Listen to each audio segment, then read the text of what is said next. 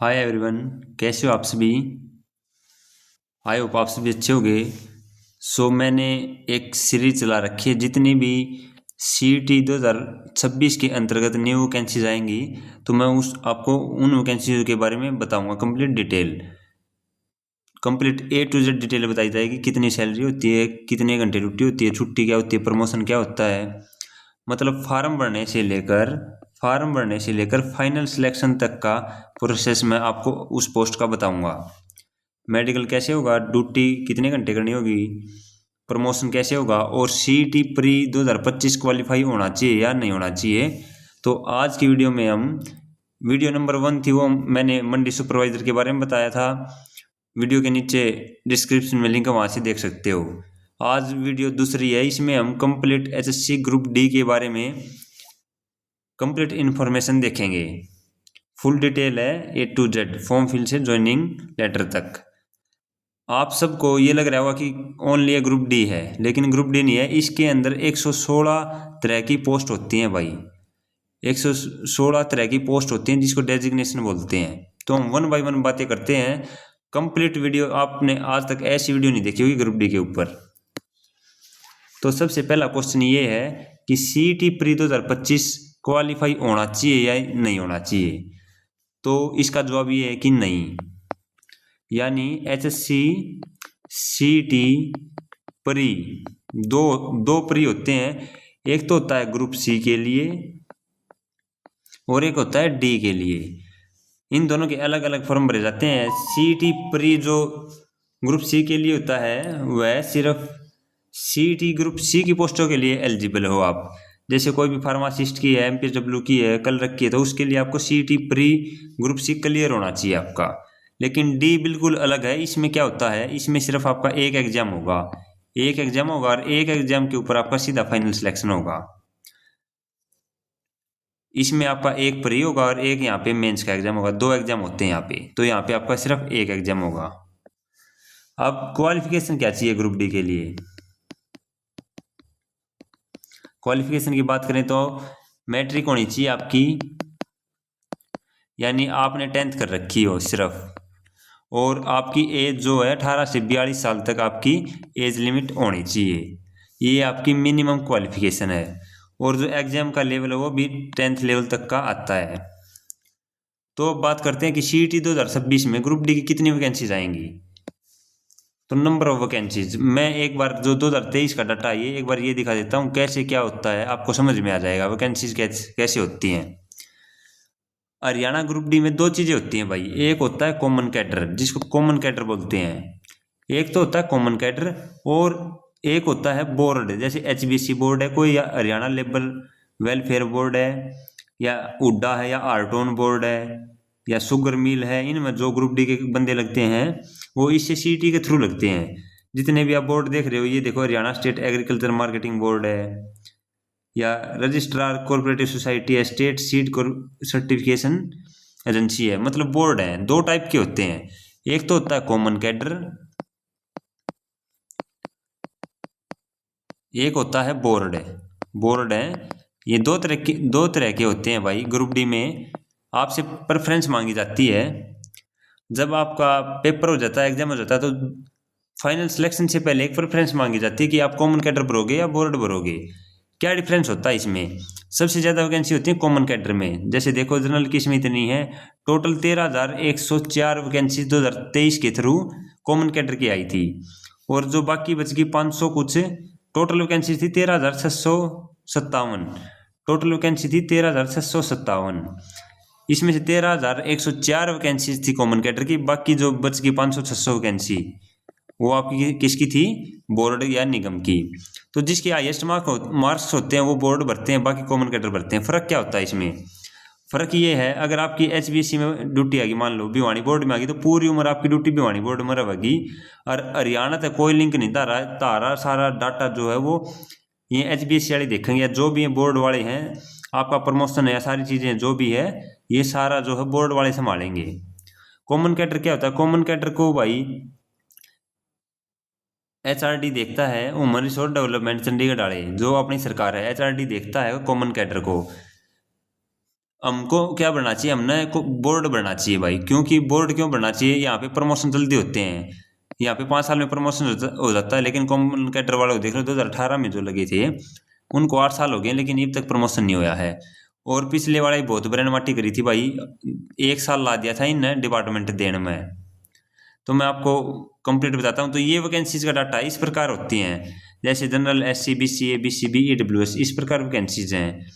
ये ex serviceman की हैं, ये स्पोर्ट्स पर्सन की, ये PWD वालों की हैं, OH, VH या HH इनकी हैं। तो इस प्रकार से वैकेंसीज होती हैं।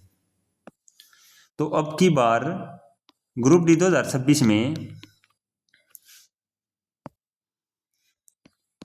ग्रुप डी 2026 में नंबर ऑफ वैकेंसीज कितनी आएंगी, तो वैकेंसीज की जो अब की बार आएंगी वो आपकी 10,000 प्लस वैकेंसीज अब की बार आपको देखने को मिलेंगी 2026 में, जो भर्ती होगी ग्रुप डी की उसमें। ठीक है जी। अब बात करते हैं कि सैलरी कितनी मिलती है। तो ये देखो, ये सैलरी स्लिप है, आपको इतनी सैलरी मिलेगी ग्रुप डी में अगर आप लग गए तो। ये मैंने, मेरा दोस्त है उससे ली है, ये कुक है, कुक। तो मैंने बताई ना आपको 116 तरह की पोस्ट है, वो भी बताऊंगा मैं आपको।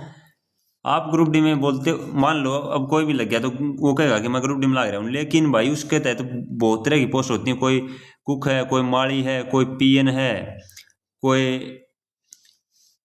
ये बेलदार है, मतलब बहुत तरह की पोस्ट हैं। कोई लाइब्रेरियन है, कोई लाइब्रेरी अटेंडेंट है, मतलब बहुत तरह की 116 तरह की पोस्ट होती हैं। तो आप सैलरी देखो, ये मैंने अभी डाउनलोड करी थी आज ही। और ये जो सैलरी स्लिप है, ये फरवरी की सैलरी स्लिप है भाई इसकी, फरवरी 2026 की, मतलब पिछले महीने की। इसकी ड्यूटी है पुलिस डिपार्टमेंट में रोहतक है। तो क्या सैलरी मिलने वाली है आपको, देखो इसमें बेसिक पे है भाई आपका 16,900। जब आप जॉब लगोगे तो आपका जो बेसिक पे होगा वो 16,900 होगा शुरुआत में बिल्कुल। उसके बाद DA मिलता है, अब फिलहाल DA 58%। और ये बेसिक पे DA होता है 58% है, अब बच जाएगा अप्रैल में 60% हो जाएगा या 61 हो जाएगा। ये हर 6 महीने में सैलरी 3 बार बढ़ती है 1 साल में। पहली बढ़ती है जनवरी में, जनवरी में बढ़ती है, फिर एक बार बढ़ती है सितंबर में, या 2 बार लगता है DA। DA 1 साल में 2 बार बढ़ता है, जिसको महंगाई भत्ता बोलते हैं। और एक बार एनुअल इंक्रीमेंट लगता है भाई, एनुअल इंक्रीमेंट, इंक्रीमेंट बोलते हैं।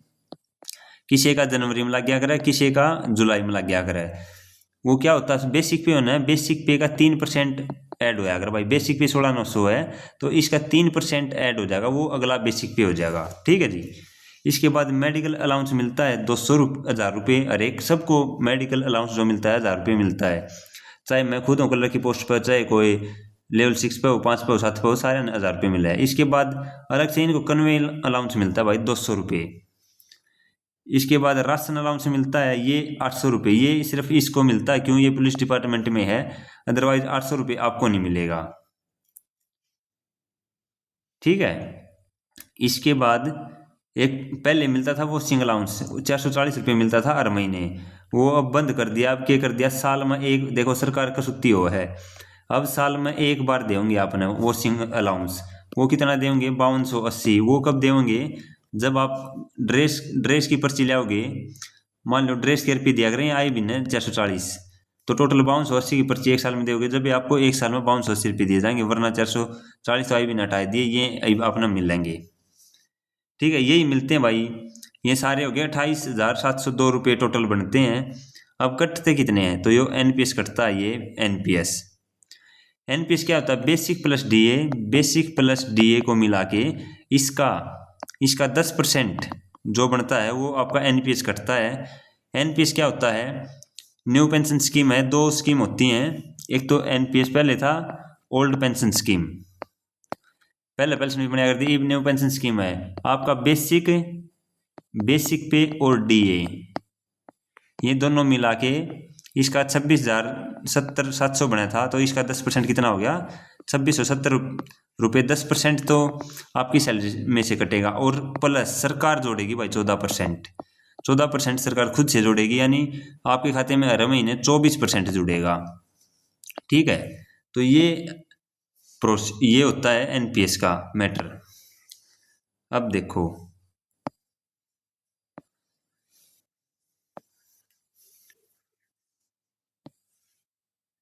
₹2670 कट गए। एक ये FTC कटता है इसका, ये हरियाणा पुलिस में कटता होगा। वेल फंड ये भी हरियाणा पुलिस में डिपार्टमेंट में ना, सबके डिपार्टमेंट का अलग अलग होता है इसलिए कटता है। GIS कटता ₹5। GIS होता है ग्रुप इंश्योरेंस स्कीम, हर महीने ₹5 कटता है ग्रुप डी वालों का। और हम C ग्रुप में है तो हमारा कटता है हर महीने ₹30। ठीक है, तो ₹30 कटता है ये। तो टोटल ये कट के इसका ₹5 तो काटे लिए इसने, तो टोटल कट पिट के जो भी है डिडक्शन होके इसके खाते में जो आते हैं वो आते हैं ₹25,807। मतलब ₹25,807 इसके कट पिट के आते हैं भाई हर महीने के।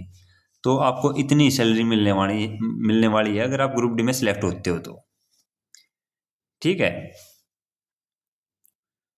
और बढ़ती रहती भाई सैलरी। अब बात करते हैं जॉब प्रोफाइल। जॉब प्रोफाइल क्या है? देखो, जॉब प्रोफाइल का बहुत बड़ा मैटर है ग्रुप डी में। जॉब प्रोफाइल ये है, इसमें 116 तरह की पोस्ट हैं भाई। तो सबको नंबर के हिसाब से डिपार्टमेंट मिलता है। जैसे किसी को इरिगेशन का मिल जाएगा, बिलदारी की, किसी को लाइब्रेरी का मिल जाएगा, लाइब्रेरी अटेंडेंट, किसी को PN का मिल जाएगा, किसी को एग्रीकल्चर का मिल जाएगा, किसी को कुछ मिल जाएगा, किसी को कुछ मिल जाएगा। तो सबका अलग अलग होता है। वैसे जो प्रोफाइल है ये होता है भाई, अगर आप सिलेक्ट होते हो तो आप ना ऑफिस में जो है आपके जो सीनियर हैं, जो मतलब ग्रुप C में लग रहे हैं या A B में जो भी लग रहे हैं, वहाँ पे ग्रुप D की मोस्टली क्लरिकल कलर के पास होती है भाई। एक तो अब मैं हूँ, मेरे पास हैं 2 कलर, मेरे पास 2 ग्रुप D वाले हैं। तो इनका काम क्या होता है? ग्रुप D वाले का काम यही होता है कि जितनी भी भाई, मान लो मैं कोई भी लेटर बनाऊँ तो उस पर जो मेरा सीनियर अधिकारी है, मैं सिर्फ लैपटॉप पर बैठ कर लेटर बनाऊंगा और वो जाकर साइन करवा के ले आऊँगा। या कोई भी डाक आती वो ले आओगा, या कोई भी फाइलिंग करनी है, जितनी भी फाइल होती हैं, जितनी भी सर्विस बुक होती हैं, उनको मैनेज करता है।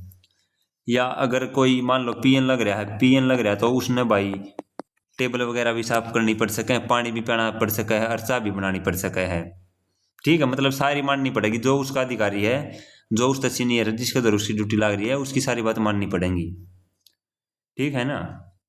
तो कुछ भी करना पड़ सका है भाई। लाइब्रेरी अटेंडेंट में, यहाँ पे लाइब्रेरी में ड्यूटी आओगी आपकी, तो वहाँ पे अटेंडेंट का काम है सिर्फ कौन आ रहा है कौन जा रहा है। सरकारी लाइब्रेरी होती है, वहाँ पे ड्यूटी आती है, लेकिन ये IS नंबर पे मिलती है भाई, प्रेफरेंस बढ़वाई जाती है। इसके बाद बेलदार है, बेलदार की काफ़ी अच्छी नौकरी है। बेलदार का ये है, नहर पर ड्यूटी आओगी आपकी, नहर आओगी जब जब जाना है मोस्टली, बस अदरवाइज नहीं जाना। कईया की इरिगेशन में आ जा है, कईया की कहीं पे आ जाए, तो मतलब ड्यूटी पे डिपेंड करता है भाई कौन सी ड्यूटी। आपकी 116 तरह की पोस्ट हैं, और ये 116 तरह की पोस्ट हैं। इसमें आपका जितने ग्रुप D में नंबर आएंगे ना, उस पर डिपेंड है। ये बहुत सारे बच्चे मुझे कहते हैं कि भाई कितने नंबर खातर सिलेक्शन चाहिए, तो मैं तो कहूँ जितने हाईएस्ट नंबर लिए जा सकें उतना फ़ायदा है। पहला फ़ायदा ये है, आपकी डिस्ट्रिक्ट में ड्यूटी आओगी, खुद का जिले में ड्यूटी आ जाएगी। दूसरा फ़ायदा ये है, प्रमोशन आपका सबसे पहले होगा। तीसरा फ़ायदा ये है, डिपार्टमेंट अच्छा मिल जाएगा भाई, डिपार्टमेंट अच्छा मिल जाएगा। अब मैं यह जो जिसकी सैलरी स्लिप दिखाई है, शुभम नाम है इसका, तो इसकी पुलिस में ड्यूटी है भाई, इसकी कोई छुट्टी नहीं है, ब्रेन माटी रव है। इसका काम कुछ नहीं है, काम इसका कुक का है, उड़ा कुक का है, रोटी पानी पुआ, देख लो कुक मारी है ना इसकी, तो इसने रोटी भी पुआनी पड़े भाई, उड़े इसने सब्जी भी कटवानी पड़े, तो सारा काम करना पड़ेगा भाई। तो यही है ग्रुप D का भाई, जो आपकी जो पोस्ट मिलेगी आपको उस पर डिपेंड है। ठीक है, अब बताता हूँ प्रमोशन कैसे होता है। तो प्रमोशन का ये, जो भी ग्रुप D में लगेगा, मान लो ग्रुप D में लग गया कोई भी, तो वो एलिजिबल हो जाएगा भाई 5 साल के बाद। 5 साल के बाद वो क्लर्क के लिए एलिजिबल होगा, क्लर्क के लिए एलिजिबल होगा भाई, बनेगा नहीं, क्योंकि 2018 वाले अब तक नहीं बने हैं, 8 साल हो गए हैं, तो 5 साल के बाद एलिजिबल होगा। यहाँ पे इसको SCTC भी क्लियर करना पड़ेगा, SCTC अब क्लियर करना पड़ेगा, आगे जरूरत पड़ेगी। ठीक है, फिर क्लर्क के बाद ये बनेगा भाई असिस्टेंट, ये असिस्टेंट बनेगा। इसके बाद ये 3 साल के बाद वैलिड हो जाए, 3 या 5। अगर आप हेडक्वार्टर में हो तो आपका 3 साल के बाद एलिजिबल हो गए, अदरवाइज 5 साल के बाद आप असिस्टेंट के लिए एलिजिबल हो जाओगे। इसके बाद आप बन जाओगे डिप्टी सुपरिटेंडेंट, फिर बन जाओगे आप सुपरिटेंडेंट। यानी ग्रुप D में लगा हुआ बच्चा सुपरिटेंडेंट तक बनेगा। सुपरिटेंडेंट होता है ग्रुप B ऑफिसर, ठीक है। तो यहाँ तक जा सकता है भाई प्रमोशन होके। तो ग्रुप डी की नौकरी कोई छोटी नौकरी नहीं है। हाँ, कॉमन कैडर जो है उनका प्रमोशन नहीं होता भाई, बहुत जल्दी नहीं होता इनका। लेकिन जिनकी ड्यूटी बोर्ड में आ जाती है तो इनका 5 साल में कर देते हैं, 5-6 साल बस कर देते हैं। एच बी एस सी में मेरे बहुत सारे जान पहचान के हैं, तो वहाँ पे क्या है 5 साल में कर दिया था इनका प्रमोशन। एक 20 साल पहले लगी थी एक लेडी, वो आज ग्रुप बी सुप्रिटेंडेंट बनी हुई है भाई एचबीएससी बोर्ड में। तो बहुत बड़ी नौकरी है, सिर्फ हरियाणा, मतलब यह है सरकारी नौकरी की मोहर ले लो बस, सरकारी नौकरी लाग जाओ, ऑटोमेटिक प्रमोशन होते रहेंगे, सारी चीज़ होती रहेंगी। अब बात करते हैं कट ऑफ की। कट ऑफ क्या रहती है उससे पहले एक बार मैं ड्यूटी आवर्स बता दूं। तो जो ड्यूटी होती है भाई 9 से 5 का टाइम होता है आपका, और सैटरडे और संडे आपकी छुट्टी होती है। सैटरडे संडे छुट्टी, और जितनी भी छुट्टियां हैं वो सारी होती हैं आपकी। छुट्टी कितनी मिलती है? 10 आपको सीएल मिलती है भाई, कैजुअल लीव बोलते हैं। 10 छुट्टी मिलती है सिर्फ एक साल में, आप सिर्फ 10 छुट्टी ले सकते हो, और 20 छुट्टी आप मेडिकल ले सकते हो, मेडिकल लीव। ये आपकी छुट्टियाँ होती हैं। ये होती है मेल के लिए, और फीमेल के लिए 25 होती है भाई, 25 सीएल होती हैं। फीमेल अगर कोई लगती है तो उसको 25 छुट्टी मिलेंगी, और 20 छुट्टी ये मिलती हैं। तो ये छुट्टी रहने वाली है। अब कट ऑफ की बात करते हैं।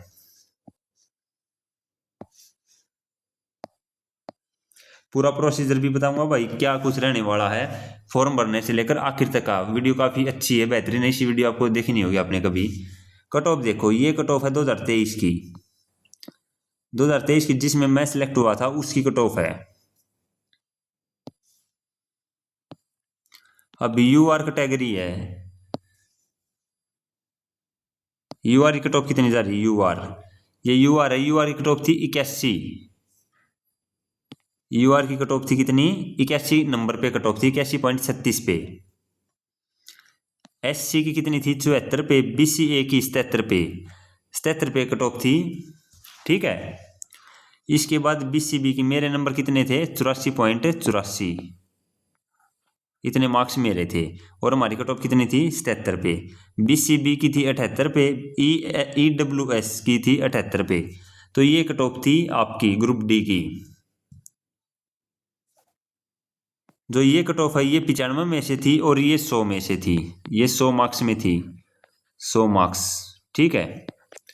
100 में से ये कट ऑफ थी आपकी, क्योंकि 5 नंबर एक बार शुरू में जुड़े थे, फिर बाद में हटा गए थे। ये तो थी सिंपल कट ऑफ। अब जो यू आर की एक्स सर्विसमैन की कट ऑफ थी वो थी 38 पे, यानी पास पास थे। एक्स सर्विसमैन तो पास पास वाला काम चल रहा था यू आर में, disabled E S M O को। तो ये देख सकते हो इस प्रकार से थी भाई। कोई डिसेबल्ड ई एस एम का है एक्स सर्विसमैन का, तो उसकी 38 पे पास पास चाहिए। और ई एक्स सर्विसमैन जो सिंपल था, सीधा एक्स सर्विसमैन था, उनकी 55 नंबर पे थी। यानी मैं सीधी लिख दूँ, अगर यू आर की थी 81 पे, और एस सी की थी 74, B C A 77, and B C B 78 पे थी, ई डब्ल्यू एस ये थी 78 पे, यानी सेम थी। ई बी सी बी और ई डब्ल्यू एस की सेम कट ऑफ थी। इसके बाद जो एक्स सर्विसमैन है उसकी थी 55 नंबर पे, और एक्स सर्विसमैन में कोई डिसेबल्ड था तो उसकी 38 पे थी। इसके बाद बात करते हैं हम E S P sports quota वालों की कितने पे थी। तो स्पोर्ट्स कोटा वालों की जो जनरल में एक्स स्पोर्ट्स कोटा था किसी का, तो उसकी 44 पे, ई डब्ल्यू एस में 54 पे। देखो ई डब्ल्यू एस बहुत ज़्यादा बच्चे बनवा रहे थे, तो एक्स सर्विसमैन जो था, एक्स सर्विसमैन नहीं, स्पोर्ट्स पर्सन जो था ई डब्ल्यू एस का, उसकी 54 पे थी। बी सी ए की 38, ये 40, ये 38। तो इस प्रकार थी। ये आ जाते हैं पी डब्ल्यू डी वाले जो हैंडीकैप हैं, V H H H O H B D, तो इनकी कट ऑफ ये थी भाई। इसमें ये देखो 70 मार्क्स पे है ओ एच की 70 मार्क्स पे है।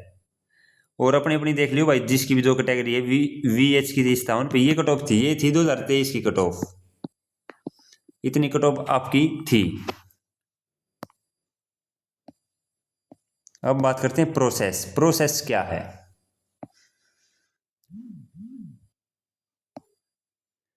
प्रोसेस क्या रहेगा?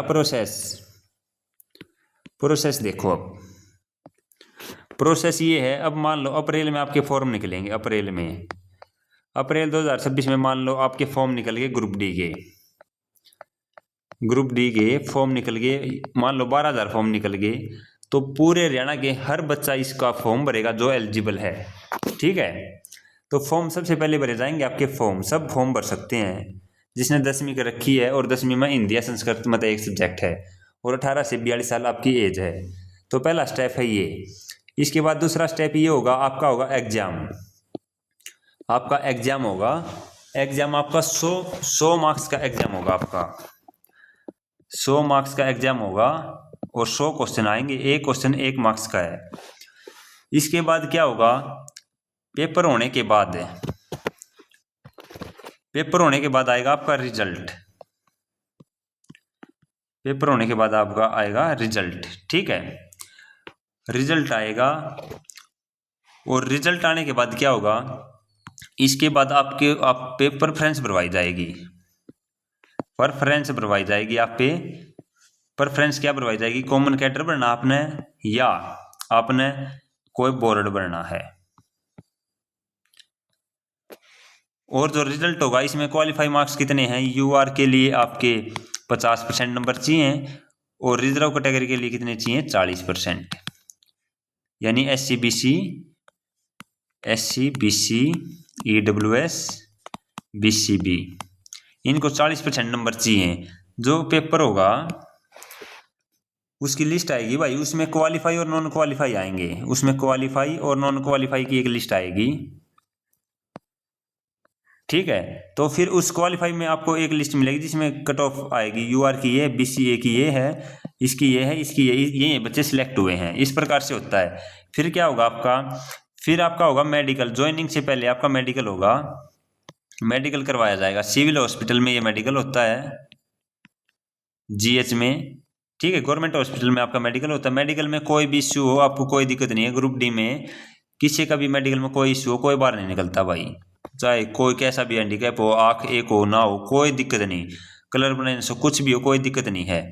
मेडिकल में सब पास हो जाते हैं। मेडिकल होने के बाद आपको जो डिपार्टमेंट अलॉट होंगे, अब की बार तो ये होगा आपको सीधा डिपार्टमेंट अलॉट होंगे। प्रेफरेंस भरवाने के बाद आपको डिपार्टमेंट अलॉट करवाए जाएंगे। डिपार्टमेंट अलॉट करवाने के बाद आप वहां जाके अपनी ज्वाइनिंग दोगे। तो ये आपका प्रोसेस रहने वाला है। ठीक है, तो सभी को यही सलाह है भाई कि जितना ज़्यादा स्कोर आई हो सके ना उतना ज़्यादा स्कोर आई करना, क्योंकि 80+ तो आपको स्कोर का टारगेट रखना ही है। क्योंकि ग्रुप डी में 80+ का स्कोर करोगे, जब ये आपने थोड़ी सी ग्रुप डी में जो 116 डाल की पोस्ट हैं उसमें से कोई बेहतर पोस्ट मिलेगी। वरना बहुत सारे ऐसे भी हैं भाई, बहुत सारे दुखी हुए हैं। कोई जैसे पुलिस लाइन में, तो पुलिस लाइन में काफ़ी दिक्कतें होती हैं भाई, पुलिस वाले अच्छा बिहेव नहीं करते, या बहुत सारे डिपार्टमेंट में ऐसा है कि अच्छा बिहेव नहीं करते। तो यही है कि पहली बात तो अपनी बेरोजगारी दूर करनी है। हमने जॉब चाहिए, कोई भी जॉब हो, और कोई भी सरकारी नौकरी छोटी नहीं होती। ग्रुप डी बहुत बड़ी नौकरी है, आपका प्रमोशन होते होते आप बहुत बड़े बन जाओगे एक दिन। तो हमारा यही टारगेट है कि सबसे पहला काम हमारा बेरोजगारी दूर करना। ठीक है, तो सभी से यही है भाई कि 80+ का टारगेट लेके चलो। एक छोटा सा एग्जाम के ऊपर और बात कर लेता हूँ मैं। एग्जाम, इसमें सिलेक्शन लेना थोड़ा सा आसान है भाई, क्योंकि इसमें जो हरियाणा जी की आती है, इसका जो पैटर्न है एग्जाम का वो फिक्स है। हरियाणा जी के इसमें 25 नंबर की आती है, हिंदी इंग्लिश ये हमारी 10-10 नंबर की आती हैं। मैथ हमारा 15 नंबर का आता है, रीजनिंग हमारी 10 नंबर की आती है। इसके बाद साइंस आती है भाई, इसमें स्पेशल साइंस आती है हमारी 15 नंबर की। और इंडिया जीके आती है हमारी 15 नंबर की। तो ये 100 मार्क्स के इस प्रकार आपका एग्जाम आएगा। तो सबसे पहले आपने ये सब्जेक्ट मजबूत करने हैं, ये 85 मार्क्स आपको मजबूत करने हैं। फिर इंडिया जीके पे ध्यान देना है। तो जितना हो सके भाई अपना स्कोर जितना बेस्ट लग सके ना उतना स्कोर मारो, और जितना अच्छा स्कोर होगा उतनी ठीक पोस्ट मिलेगी ग्रुप डी के अंदर आपको। तो मैंने कंप्लीट वीडियो में भाई हर चीज़ का जिक्र कर दिया है, जो मुझे लगा कि ये चीज़ हो सकती हैं। शायद इसके बाद आपका कोई भी डाउट नहीं रहा होगा। और जैसे देखो ये है लिस्ट है, ये एक चीज़ और, जैसे रोल नंबर है, इसको देखो, इसको कॉमन कैडर मिला, इसको कॉमन कैडर मिला है, इस रोल नंबर वाले को मिला है ये Haryana state pollution control board. तो इस प्रकार से एक लिस्ट आएगी फाइनल रिजल्ट आने के बाद जब आप डिपार्टमेंट भरोगे और प्रेफरेंस मांगी जाएगी, फिर प्रेफरेंस के बाद लिस्ट आएगी, इस प्रकार से आपको डिपार्टमेंट अलॉट होंगे। ठीक है। और प्रेफरेंस का ये रहता है भाई, मेल और फीमेल को टॉप 10 1 से 10 तक पोस्ट भरनी होती है, चूज करनी पड़ेगी कि आपको कौन सी 10 पोस्ट चाहिए। लेकिन मेल के साथ नाइंसाफी है। मेल को क्या करना है, मेल को 1 से 10 तक पोस्ट भरनी है भाई, जो ना चाहिए। मतलब 116 मतलब में 10 पोस्ट काट जो तुमने ना चाहिए, और फीमेल को 1 से 10 वो पोस्ट चूज करो जो चाहिए। तो फीमेल आगे हमेशा ही भाई प्रेफरेंस होती है, प्रायोरिटी दी जाती है। तो यही है, इस वीडियो में मैंने कंप्लीट भाई HSC ग्रुप डी के बारे में कंप्लीट इन्फॉर्मेशन दे दी आपको कि क्या रहने वाला है, क्या नहीं, सैलरी कितनी है, ड्यूटी क्या है, प्रमोशन क्या है, सब कुछ। और बहुत जल्द वैकेंसी आने वाली है। आज से 1 महीना के अंदर आपको नोटिफिकेशन देखने को मिल जाएगा भाई। अप्रैल में मैक्सिमम चांसेस है, मुझे लग रहा है अप्रैल में नोटिफिकेशन आएगा। तो अपनी तैयारी भाई ढीली ना छोड़ो, अपनी तैयारी करते रहो। और अगर एक चीज़ और, अगर कोई भी तैयारी कर रहा है ग्रुप डी की, तो मेरे साथ जुड़ सकता है। सिलेक्शन विद जीत नाम से मेरा टेलीग्राम चैनल है, और इसी नाम से मेरा यूट्यूब चैनल है। मैं स्पेशल ग्रुप डी की तैयारी करवा रहा हूँ आपको। मैं मैथ पढ़ाता हूँ, मैं इंग्लिश कराता हूँ, हिंदी और रीजनिंग। अभी फ़िलहाल ये सब्जेक्ट मैं लेके चल रहा हूँ। तो आप मेरे साथ जुड़ सकते हो। मैं मेरी बता दूँ तो मेरे 84.84 मार्क्स थे ग्रुप डी 2023 वाली भर्ती में। और इससे रिजाइन देने के बाद ही मैंने कलर की ज्वाइन की थी भाई। तो मुझे बखूबी पता है कि क्या कैसे नौकरी लगा जा सकता है, क्योंकि मैं लग लिया भाई, हर चीज़ का पता है मुझे। सो आई होप आपको वीडियो अच्छी लगी होगी। अगर वीडियो अच्छी लगी तो शेयर कर देना, लाइक कर देना, और जिसने सब्सक्राइब नहीं किया चैनल वो सब्सक्राइब कर देना। सो सभी को जय हिंद, जय भारत।